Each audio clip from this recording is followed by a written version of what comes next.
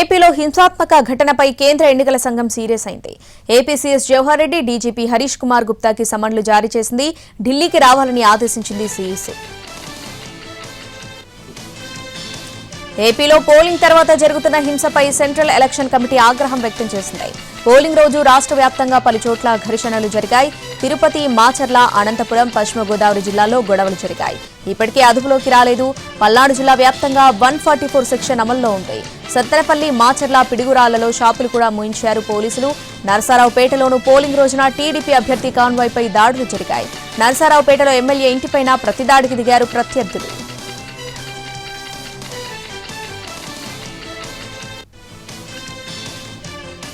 ఏపీలో పోలింగ్ ముగిసినా హింసాత్మక ఘటనలు మాత్రం ఆగడం లేదు. పల్నాడు జిల్లాలో నిన్న కూడా టీడీపీ, వైసీపీ మధ్య ఘర్షణలు జరిగాయి. దీంతో పోలీసులు 144 సెక్షన్ అమలు చేస్తున్నారు. నరసరావుపేటతో పాటు మాచర్ల, వినుకొండ, సత్తెనపల్లి, పెదకూరపాడు, గురజాల నియోజకవర్గాల్లో నిన్న సాయంత్రం 6 గంటల నుంచి 144 సెక్షన్ అమల్లో ఉంది. తదుపరి ఆదేశాలు వచ్చే వరకు 144 సెక్షన్ కొనసాగుతుందని పోలీసు అధికారులు తెలిపారు.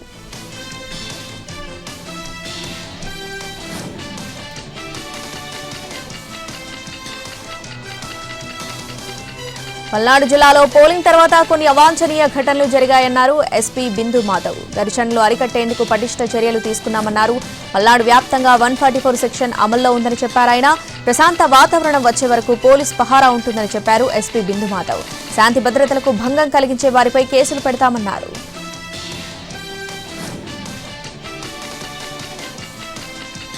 ఏపీలో ఎన్నికల తర్వాత జరుగుతున్న గొడవలకు ఎన్నికల సంఘం వైఫల్యమే కారణమన్నారు వైసీపీ నేత సజ్జల రామకృష్ణారెడ్డి. సమస్యాత్మక ప్రాంతాల్లో పోలీసు అధికారులను ఎన్నికల ముందే బదిలీ చేశారన్నారు. ఈసీ నియమించిన పోలీసు అధికారులు గొడవలను అరికట్టలేకపోతే బాధ్యత వారిది కాదా అని ప్రశ్నించారు సజ్జల.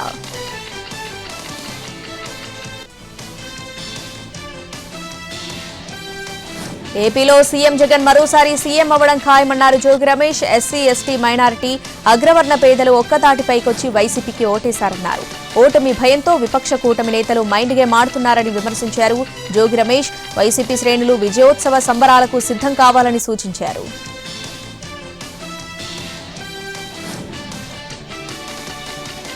బీఆర్ఎస్ అధినేత కేసీఆర్ ఇవాళ తెలంగాణ వ్యాప్తంగా నిరసనలకు పిలుపునిచ్చారు. రాష్ట్ర ప్రభుత్వ రైతు వ్యతిరేక చర్యలను ఖండిస్తూ అన్ని నియోజకవర్గ కేంద్రాల్లో నిరసన కార్యక్రమాలు చేపట్టాలని పార్టీ కార్యకర్తలకు సూచించారు. క్వింటా వరి ధాన్యానికి 500 రూపాయల బోనస్ చెల్లిస్తామని ప్రకటించిన కాంగ్రెస్ ప్రభుత్వం ఇప్పుడు సన్నవడ్లకు మాత్రమే బోనస్ ఇస్తామంటూ రైతాంగాన్ని మోసం చేస్తుందని ఆయన దుయ్యబట్టారు.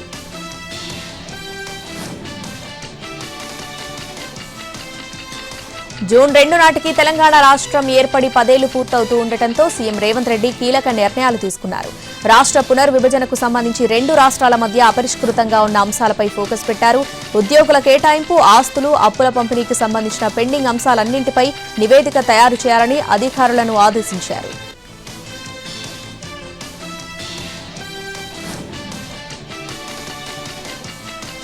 ఎల్లుండి కేబినెట్ సమావేశం కానుంది. ఈ మీటింగ్లో విభజన చట్టంలోని పెండింగ్ అంశాలు, ఏపీలో అపరిష్కృత అంశాలు, రైతు రుణమాఫీ, ధాన్యం కొనుగోలు, ఖరీఫ్ పంటల ప్రణాళికపై చర్చ జరగనున్నట్టు తెలుస్తోంది.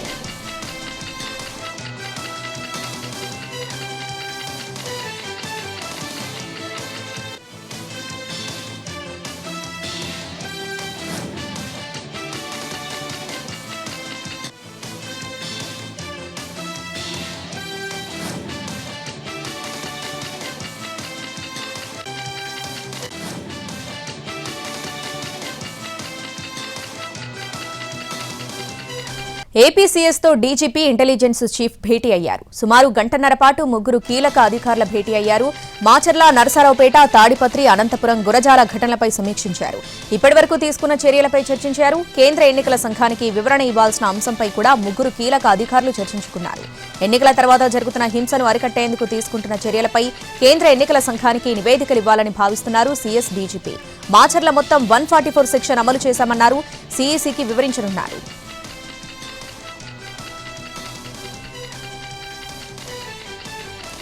పోలింగ్ తర్వాత హింసకు పాల్పడిన, పురిగొల్పిన వారందరూ అరెస్ట్ అవుతున్నారన్నారు AP CEO MK Meena. Poll తర్వాత తాడిపత్రి, మాచర్ల, చంద్రగిరి, నరసరావుపేటలో చాలా హింసాత్మక ఘటనలు జరిగాయన్న మీనా 4 ప్రాంతాల్లో 144 సెక్షన్ పెట్టామని చెప్పారు. అభ్యర్థులందరినీ హౌస్ అరెస్ట్ చేయాలని ఆదేశాలిచ్చామని తెలిపారు. చంద్రగిరి ఘటనపైన సీరియస్ యాక్షన్ తీసుకుంటామని వెల్లడించారు.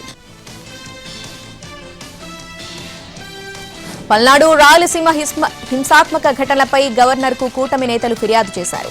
రాజ్భవన్లో గవర్నర్ను కలిశారు కూటమి నేతలు. ఏపీలో ఎన్నికల తర్వాత జరుగుతున్న హింసాత్మక ఘటనలను అరికట్టడంలో పోలీసులు అసమర్థతగా వ్యవహరించారని గవర్నర్ దృష్టికి తీసుకెళ్లామని చెప్పారు. పెన్ డ్రైవ్లో అన్ని వీడియో ఆధారాలను గవర్నర్కు అందజేశామన్నారు. హింసాత్మక ఘటనలను చూసి గవర్నర్ ఆశ్చర్యపోయారని చెప్పారు. సీఎస్, డీజీపీలకు ఈసీ సమన్లు జారీ చేయడం సిగ్గుచేటన్నారు కూటమి నేతలు. ఓడిపోతున్నారని తెలిసే హింసను ప్రేరేపించారని ఫైర్ అయ్యారు. పేదలకు చెల్లించాల్సిన నిధులను కాంట్రాక్టర్లకు చెల్లించే ప్రయత్నానికి కూడా అడ్డుకట్ట వేయాలని గవర్నర్ను కోరారు కూటమి నేతలు.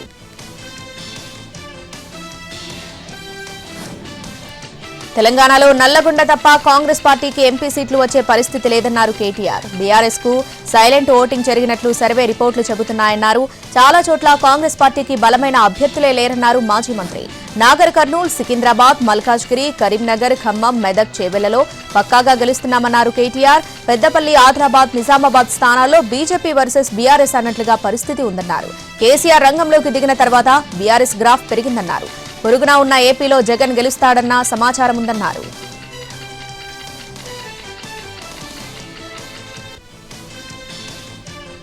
రిజర్వేషన్లపై బీఆర్ఎస్, కాంగ్రెస్ అబద్దపు ప్రచారాన్ని ప్రజలు తిప్పికొట్టారన్నారు తెలంగాణ రాష్ట్ర అధ్యక్షుడు కిషన్ రెడ్డి. బీజేపీపై సీఎం రేవంత్ రెడ్డి దుష్ప్రచారం చేసినా ప్రజలు విశ్వసించలేదన్నారు. మజ్లీస్ వ్యవహరించిన తీరు కూడా బీజేపీకి అనుకూలంగా మారిందన్నారు కిషన్ రెడ్డి.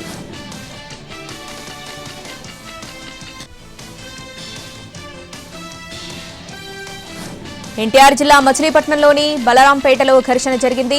టీడీపీ, వైసీపీ కార్యకర్తలు కవ్వింపు చర్యలకు దిగారు. బీరు సీసాలు, రాళ్లు, కర్రలతో దాడికి ప్రయత్నించారు. పోలింగ్ సమయంలో బూత్ ఏజెంట్ల మధ్య వివాదం జరిగింది. ఆ వివాదం మళ్లీ రాజుకుంది. ఉదయం ఇరు వర్గాలు దాడికి దిగారు. ఎలాంటి అవాంఛనీయ ఘటనలు జరగకుండా కృష్ణా జిల్లా ఎస్పీ అస్మి ముందు జాగ్రత్త చర్యలు చేపట్టారు. మచిలీపట్నం, బలరాంపేటలో స్పెషల్ ఫోర్స్ సిబ్బందితో పోలీసులు పికెటింగ్ ఏర్పాటు చేశారు.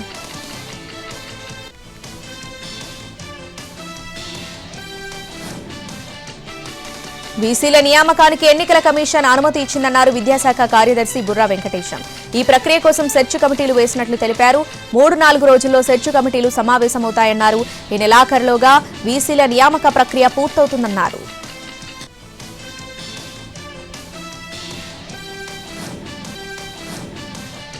ఎన్టీఆర్ జిల్లా ఇబ్రహీంపట్నం దగ్గర కృష్ణానది మధ్యలో లాంచ్ ఆగిపోయింది. రాయపూడి నుంచి ఇబ్రహీంపట్నం వస్తుండగా ఇసుక మేట తగలడంతో నది మధ్యలోనే లాంచ్ ఆగిపోయింది. సమాచారం అందుకున్న ఇబ్రహీంపట్నం సీఐ పడవలతో ప్రయాణికులను ఒడ్డుకు చేర్చారు. 27 మంది ప్రయాణికులు క్షేమంగా ఒడ్డుకు చేరారు. గంటసేపు నది మధ్యలో ప్రాణాలు అరచేతిలో పెట్టుకుని ఉన్నామన్నారు ప్రయాణికులు.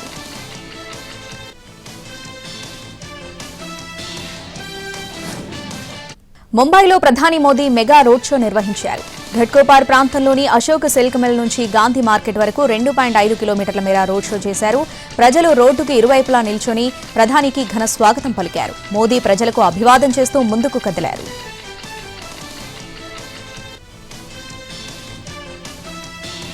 ఎన్డీఏకు ఈసారి 400 సీట్లు రావడం ఖాయమన్నారు ప్రధాని మోదీ. కాంగ్రెస్ కు ప్రధాన ప్రతిపక్ష హోదా కూడా కష్టమే అన్నారు మోదీ. అందుకే ఎన్నికల తర్వాత చిన్నాచితకా పార్టీలు కాంగ్రెస్ లో కలవాలని ఆ పార్టీ సీనియర్ నేత ఒకరు చెప్పారన్నారు ప్రధాని. అప్పుడే వారికి ప్రతిపక్ష హోదా వచ్చే అవకాశం ఉంటుందన్నారు మోదీ.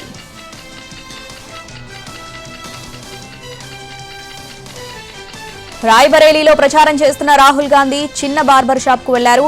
ఒక సామాన్యుడిలా రోడ్డు పక్కన కటింగ్ షాప్ చూసి లోపలికి వెళ్లారు. తన గడ్డం ట్రిమ్ చేయించుకున్నారు రాహుల్ గాంధీ. హెయిర్ కటింగ్ చేయించుకున్నారు. ఆ షాప్ లో పనిచేస్తున్న వ్యక్తితో మాట్లాడిన రాహుల్ గాంధీ బార్బర్ వృత్తిలో కష్టసుఖాలు తెలుసుకున్నారు. షాపులో ఉన్నంతసేపు సరదాగా మాట్లాడుతూనే ఉన్నారు రాహుల్ గాంధీ.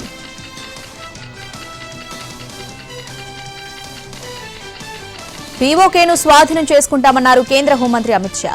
పీఓకే భారత్లో అంతర్భాగమే అన్నారు. 2019లో ప్రభుత్వం ఆర్టికల్ 370ని రద్దు చేసిన తర్వాత కశ్మీర్లో శాంతి నెలకొందని చెప్పారు. అయితే పాక్ ఆక్రమిత కశ్మీర్లో మాత్రం నిరసనలు జరుగుతున్నాయన్నారు. పాక్ ఆక్రమిత కశ్మీర్ను కూడా స్వాధీనం చేసుకుంటామని చెప్పారు.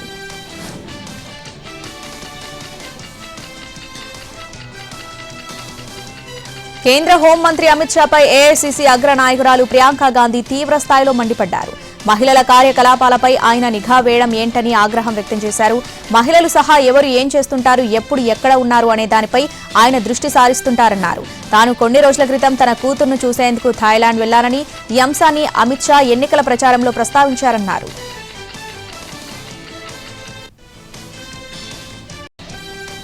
సీఏఏ చట్టం అమల్లోకి తీసుకొచ్చిన తర్వాత తొలిసారిగా కేంద్రం పలువురికి పౌరసత్వ ధృవీకరణ పత్రాలను పంపిణీ చేసింది. ఈ చట్టం కింద తొలిసారిగా ఢిల్లీలోని 14 మంది శరణార్థులకు పౌరసత్వ ధృవీకరణ పత్రాలను కేంద్ర హోంశాఖ కార్యదర్శి అజయ్ కుమార్ భల్లా అందజేశారు.